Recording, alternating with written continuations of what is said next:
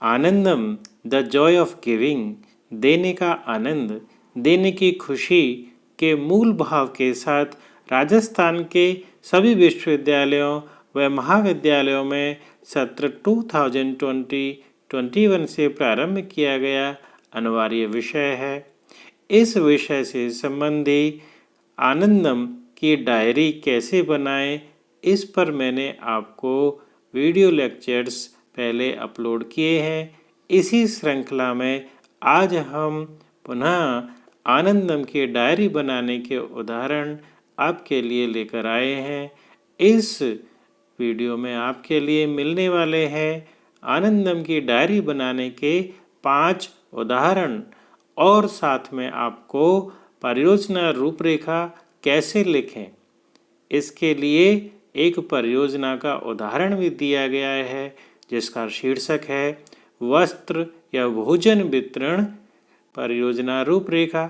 प्रिय विद्यार्थियों, अनाथों, गरीबों, पीड़ित या शोषित वर्ग के लोगों के लिए वस्त्र वितरण की परियोजना आपको मिल सकती है या भोजन वितरण की परियोजना आपको मिल सकती है, तो आप उसे कैसे लिखेंगे, इस का उदाहरण मैंने आपको आनंदम डायरी के बाद इसमें दिया है। तो मेरे साथ इस वीडियो को लास्ट तक देखिए और साथ में इस चैनल को सब्सक्राइब भी कर लीजिए यदि नहीं किया है तो। वीडियो को लाइक कीजिए और ज़्यादा से ज़्यादा शेयर कीजिए जिससे दूसरे बच्चे भी इसका लाभ उठा सकें। तो आइए आनंदम दैनिक डायरी पर। तपती गर्मी में मनुष्य बेहाल हो जाता है, तो आप ही कल्पना कीजिए कि मासूम पंछियों की क्या हालत होती होगी। इस बार की गर्मी में एक अच्छी आदत के रूप में मैंने अपने घर, आंगन, मुंडेर पर मिट्टी के सकोरे में दाना पानी रखे। यकीन मानिए, पंछियों को दाना पानी चुगते और पानी पीता देखकर मुझे असीम आनंद की अनुभूति हुई। हमारे क्षेत्र से इन दिनों कावड़ियों शिव भक्त के जत्थे तीर्थ यात्रा के लिए निकल रहे हैं। हमारी कॉलोनी वासियों ने इन कावड़ियों के लिए भोजन प्रसाद वितरण की व्यवस्था करवाई। मुझे इस भोजन प्रसाद वितरण कार्य में सहयोग करने का सौभाग्य प्राप्त हुआ। मैंने पूर्ण मनोयोग से भोजन प्रसाद वितरण का कार्य किया और मुझे मानव सेवा के इस कार्य से अत्यंत प्रसन्नता की अनुभूति हुई। मेरे पड़ोसी के दादाजी वरिष्ठ नागरिक हैं। इन दिनों वरिष्ठ नागरिकों के कोरोना की वैक्सीन लगवाई जा रही है। मैंने उनसे इसके बारे में पूछा तो उन्होंने बताया कि अभी तक उन्होंने वैक्सीन नहीं लगवाई है, इसलिए मैं उन्हें उनके आधार कार्ड के साथ अपनी बाइक पर अस्पताल ले गया और वैक्सीन लगवा दी। फिर उनको मैं सकुशल घर ले आया। उन्होंने मुझे आशीर्वाद दिया और मुझे सहायता करके आनंद की अनुभूति हुई। मेरे पिताजी किराने की दुकान चलाते हैं। आज मैं भी दुकान पर सामान बेचने में पिताजी का सहयोग कर रहा था। तभी एक महिला आई और उसने सामान की सूची देकर जल्दी से सामान पैक करने के लिए कहा। मैंने तुरंत ही उसका सामान पैक करके दे दिया। उसका सामान 500 का हुआ तो उसने मुझे 500 रुपये का नोट थमा दिया और चली गई। मैंने देखा कि वे 500 के 2 नोट थे। मैंने तुरंत उस महिला को देखा, वह काफ़ी दूर चली गई थी। तो मैं उसके पीछे दौड़ा और उसका 500 का अतिरिक्त नोट वापस किया। वह मेरी ईमानदारी से खुश हुई और मुझे धन्यवाद दिया। मुझे भी आनंद की अनुभूति हुई। मेरे मित्र को अपनी बहन की शादी पर खुद के लिए कपड़े खरीदने थे। वह ऑनलाइन कपड़े मंगवाने का ऑर्डर देने वाला था। मैंने उससे कहा कि कपड़े लोकल शॉप से ही खरीद लो। कभी कभी ऑनलाइन में जैसा दिखता है वैसा होता नहीं है, पैसे भी ज़्यादा लग जाते हैं। साथ में लोकल के लिए वोकल होने का समय है। वह तुरंत मान गया और फिर लोकल शॉप से ही अच्छी गुणवत्ता के कपड़े खरीद लिए। पैसा भी कम खर्च हुआ। उसने सही सलाह देने व शॉपिंग में सहायता के लिए मुझे धन्यवाद दिया। मित्र को सही राह दिखाकर मुझे भी आनंद की अनुभूति हुई। डियर स्टूडेंट्स, इस तरह से आप आनंदम की डायरी लिख सकते हैं। अब आते हैं हम अनिवार्य विषय आनंदम की परियोजना रूपरेखा पर। डियर स्टूडेंट्स, आपके लिए आनंदम 100 अंकों का विषय है, जिसके मार्क्स आपके जुड़ने हैं, जिसमें आनंदम डायरी 10 अंकों की है। आनंदम दिवस पर आपकी सहभागिता कितनी रहती है? यह 20 अंकों की है। आनंदम की परियोजना रूपरेखा कितनी की है? 20 अंकों की। और परियोजना रिपोर्ट जो फाइनल रिपोर्ट होगी वह है 50 अंकों की। इस तरह से आपका आनंदम का यह विषय 100 मार्क्स का हो जाता है। इसलिए रूपरेखा लिखना भी अनिवार्य है। तो परियोजना रूपरेखा लिखने के लिए प्रारूप संख्या 1 में फॉर्मेट दिया गया है। वह फॉर्मेट आपको अपनी फाइल में बनाना है। उसमें क्या पॉइंट्स हैं देखिए।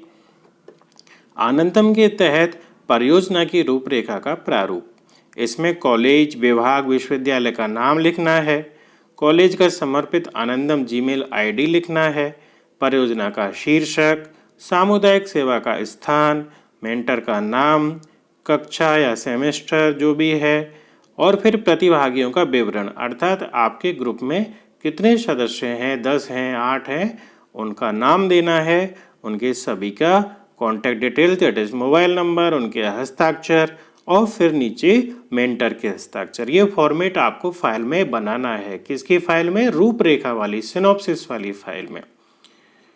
और आपके लिए सिनॉप्सिस या रूपरेखा किस फॉर्मेट में बनानी है ये आपको इसके साथ दिया गया है कि इसमें परिचय लिखना है आपकी रूपरेखा का, आपके प्रोजेक्ट का, फिर परियोजना के उद्देश्य क्या हैं, कार्य का चिन्हित क्षेत्र, लक्षित लाभार्थी, अपनाई जाने वाली पद्धति प्रक्रिया का विवरण, सरकारी निकाय गैर सरकारी संगठन द्वारा प्राप्त सहयोग और विद्यार्थियों के हस्ताक्षर। यह आपको लिखना है। कैसे लिखना है इसका उदाहरण आपके लिए यहाँ है। तो मैंने आपको बताया था कि भोजन वस्त्र वितरण परियोजना रूपरेखा। तो आपके लिए भोजन वितरण परियोजना मिल सकती है या वस्त्र वितरण परियोजना मिल सकती है या दोनों की मिल सकती है। साथ में इसमें यह भी जोड़ा जा सकता है कि अनाथों के लिए भोजन वितरण व्यवस्था या अनाथों के लिए सहयोग कार्य या पीड़ित, गरीब, वंचित भिखारियों के लिए सहयोग के कार्य। तो इस तरह की कोई भी परियोजना हो तो आप उसे इस तरह लिख सकते हैं। ये आपका उदाहरण सामने है, देखिए। सबसे पहले लिखना है परियोजना का परिचय। आयुक्तालय कॉलेज शिक्षा द्वारा राज्य के समस्त महाविद्यालयों व विश्वविद्यालयों में सत्र 2020-21 से स्नातक प्रथम वर्ष व स्नातकोत्तर पूर्वार्ध के लिए आनंदम एक अनिवार्य विषय के रूप में जोड़ा गया है। यह विषय देने का आनंद या देने की खुशी के सिद्धांत पर आधारित है। इस विषय के पाठ्यक्रम में व्यक्तिगत एवं समूह गतिविधियाँ शामिल हैं। समूह गतिविधि में हमारे समूह को भोजन या वस्त्र वितरण परियोजना दी गई है। इस हेतु हमारे समूह ने आवंटित क्षेत्र में परियोजना समय में गरीब एवं असहाय लोगों को अधिक से अधिक भोजन वस्त्र वितरण करने का लक्ष्य रखा है। दूसरा पॉइंट है इसका परियोजना का उद्देश्य। इस परियोजना का उद्देश्य गरीब, असहाय व भिखारियों को आवश्यकता अनुसार वस्त्र या भोजन वितरण करना है। इस परियोजना कार्य समय में हमारे क्षेत्र के ऐसे लोगों को चिन्हित कर नियमित भोजन वितरण कार्य किया जाएगा। ऐसे लोगों को भोजन की व्यवस्था कर मानव सेवा के इस पुनीत कार्य में अपना सहयोग देकर उनके चेहरों पर खुशी लाना हमारा लक्ष्य है। तीसरा पॉइंट क्या है? परियोजना का चिन्हित क्षेत्र।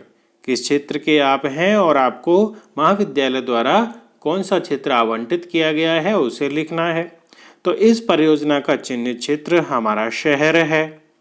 हमारे समूह के सभी विद्यार्थी यहीं के निवासी हैं, इसलिए परियोजना का कार्य सुविधाजनक व आसानी से संपन्न हो सकेगा।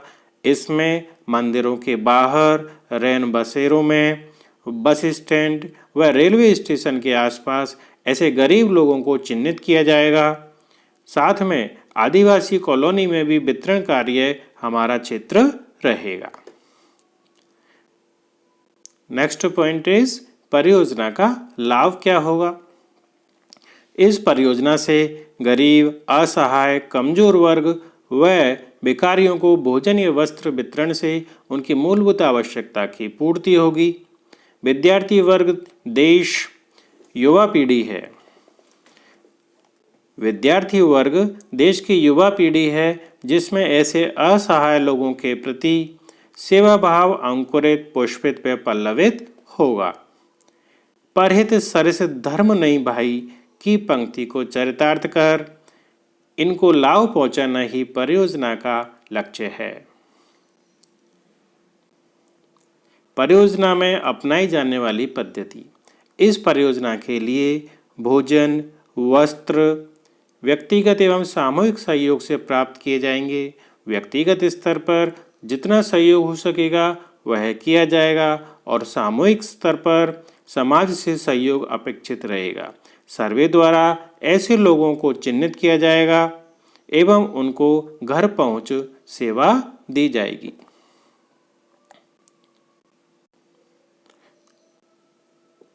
सरकारी निकाय, गैर सरकारी संगठन द्वारा प्राप्त सहयोग। इसके अंतर्गत महाविद्यालय प्रशासन, समाज, भामाशाह व गैर सरकारी संगठनों से भी सहयोग अपेक्षित रहेगा। हमारे समूह का पूर्ण प्रयास रहेगा कि हम हमारे लक्ष्य में पूर्ण सफल हों। तो इस तरह से परियोजना की रूपरेखा आप बनाएंगे। यह 20 मार्क्स की है और इसी रूपरेखा के आधार पर आप कार्य करेंगे और अंत में इसमें विद्यार्थियों के हस्ताक्षर हो जाएंगे। इस रूपरेखा के आधार पर कार्य करके आपको अपना प्रोजेक्ट कार्य करना है और जब प्रोजेक्ट कार्य हो जाएगा तब आपको प्रोजेक्ट रिपोर्ट बनानी होगी, जो कि आपने कार्य किया है उसके आधार पर ही बनेगी। साथ में उसके क्या क्या पॉइंट्स हैं जिनके आधार पर आपको वह बनानी है, इसके लिए मैंने पहले वीडियोस डाले हैं, उनमें उनकी डिटेल्स दी हुई है, आप वहां से उसे देख लीजिए। तो डियर स्टूडेंट्स, इस तरह से आप आनंदम के कार्य को आसानी से कर सकते हैं और मेरे चैनल से जुड़े रहिए, आपको इस तरह की सूचनाएं मिलती रहेंगी। साथ में इंग्लिश कंपलसरी के संबंधी वीडियोस भी आप देख सकते हैं, जैसे कि the night train at Deoli, a tryst with destiny. English grammar के भी टॉपिक्स मैंने अपलोड कर रखे हैं। इसके अलावा नए नए वीडियोस आपको आने वाले हैं, इसलिए चैनल से जुड़े रहिए। Thank you very much.